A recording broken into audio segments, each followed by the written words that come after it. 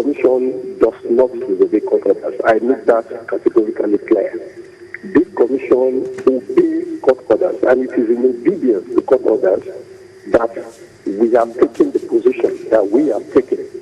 Number two, let me quickly read from that letter that we wrote to the national leadership of the party.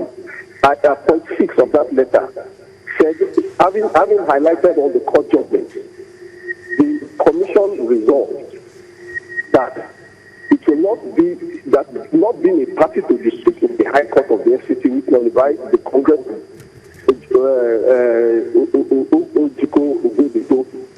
was elected, is not bound, therefore it is not bound by the judgment because it was not party to that judgment. Two, that the Commission did not monitor the process that brought in Ken Enekai as the Anambra State PDP, or Anambra State chairman of the PDP. Three, that the order of the Federal High Court, which ordered a return to status quo, and the recent order of the Federal High Court, which restrained the Commission from restraining or dealing with Ken Enekai as the chairman of the PDP in Anambra State. In view of those judge orders, in view of those court orders, the Commission resolved not to withdraw an earlier letter that it wrote, that's for 26 July, by which it recognized the leadership of AGK. That has been we stated this clearly in that letter. So that's why I said we itemize the court orders and the consequential actions from those court orders, and before taking the position that was taken.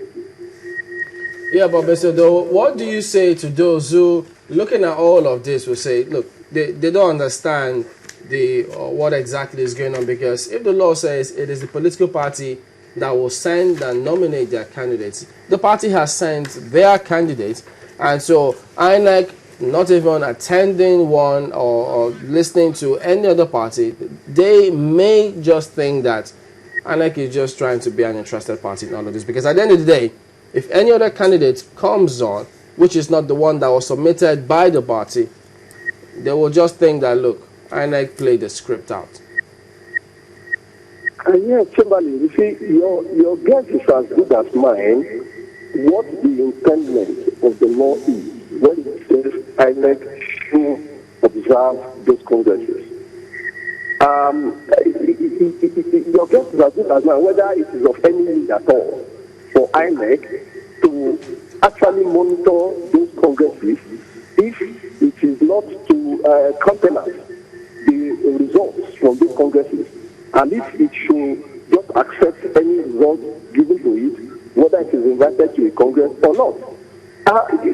If the law says INEC should monitor, it follows that it is expected that what INEC monitors should be what INEC is served with. It is the same thing with primaries. If INEC monitor the primary, it is expected that who is produced at that primary will be the candidate that is nominated. Otherwise, parties will go on power trips and conduct anybody and nominate anybody, and it should be a jungle, if you understand what I mean. So in the meantime, just reiterate for those who might have just joined in, INEC does not yet recognize any candidates from the PDP for the Anambra elections? Well, like I said, the process is not yet concluded. The deadline is today, and it is the belief of INEC that the party will serve the servants the deadline. Thank you for speaking with us, Kade, the Chief Press Secretary to INEC Chairman. Having listened to what he said now, what do you think? I made two facts from, like I said, we do respect Mr. Doe. He's totally not abreast with the electoral laws. That's simple truth. One is that it's obvious, confirmed, that INEC never monitored either Ogwebego's purported primary and the primary of PDP that produced Tony Moye, right?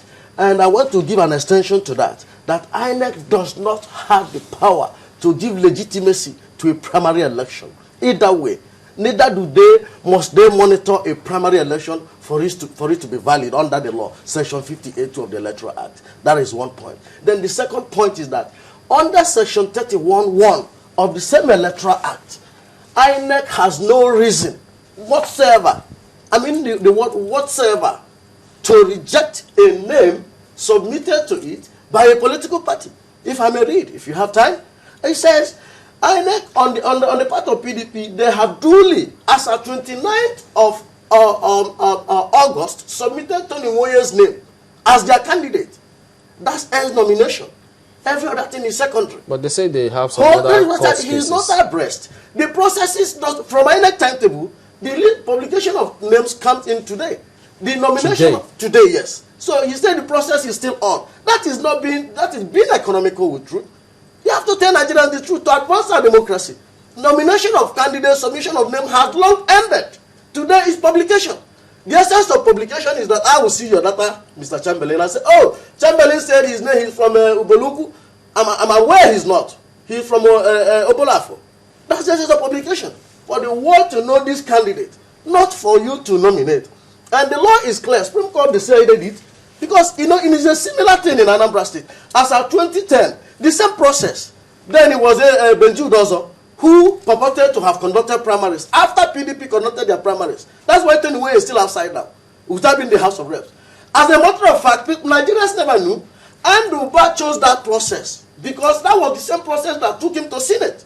He's sitting in Senate where PDP never nominated him. Lady Majiro Kadibo, as people are aware of her case, was in the same pit until destiny shined on her. Her case got to Supreme Court. You understand? Because it was John Okechukwu Emeka that was nominated by a state executive committee like they're doing now. All they need to do is say, oh, let's put our name when we go to court. It ends the Supreme Court. But the parallel congresses were held on the same day. Yes, that's exactly. We disagree to agree on that word parallel. Supreme Court said you can never put what is right to be parallel with what is not existing. If I may read, this is Supreme Court decision. In the case of John Okechukwu against Lady Majiro Kadibo, Anambra North, on the same issue of whether a state executive can competently conduct primary. Per Rodvival, Honorable Justice, my Lord Honorable Justice Rodvival, Justice of the Supreme Court. This is what he said. After reading all the provisions of the PDP Constitution, Guideline and the Electoral Act, he says, a diligent reading of the above reveals that it is the National Executive of PDP that has the power and responsibility to conduct primary elections. There can only be one valid primary, and that is the primary conducted by NEC. A primary conducted by state chapter of PDP is not a primary. This is not Ernest Nwoye speaking. This is Supreme Court speaking. He says, it is a complete nullity. It carries no right, including right to go to court. It is an illegal contraption. That's what Supreme Court said. Because as at 2010, people were like, finally, this is what he said. Whether there can be two primaries, he said, where there are two primaries conducted by NEC or PDP, a situation best imagined, it is only then that it can be said to be two parallel primaries. In Anambra State, in this case, were there two primaries conducted by National Executive of PDP? Your answer is as good as mine. Okay, if this is the case, yes, what has the PDP done to those who conducted a Congress that they should not have done? Thank you. PDP, in exercise of his powers, under Section Article 50, J of the Constitution, once you go and engage... That's the PDP Constitution? Yes, PDP Constitution 2012. Section 58, it says, offenses. Once any party, all the actions of these people who went and conduct parallel primaries, even against PDP Constitution, if you create a parallel activity in the party will display. You look at it. 50, not it is... Has the party disciplined them? 58(1)(I) engages in faction or belong to any group or guys or parallel. Party did what they do. They set up a disciplinary committee. Call them invitation.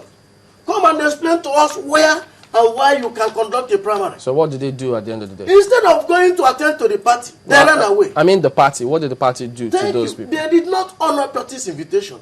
Party exercised its right of disciplinary powers. Yeah, but if the party has not taken any action against they have. What did they do? Party now said, okay, since you do not want to come and answer to our call, we have to suspend you. You are hereby suspended. Suspension is part of the disciplinary procedure. It's not what is not. Are they still suspended? They're still suspended. How come we saw them at the special convention of the There you are. That is the impunity. They decided. When a man at a certain age and level loses every element of genuinity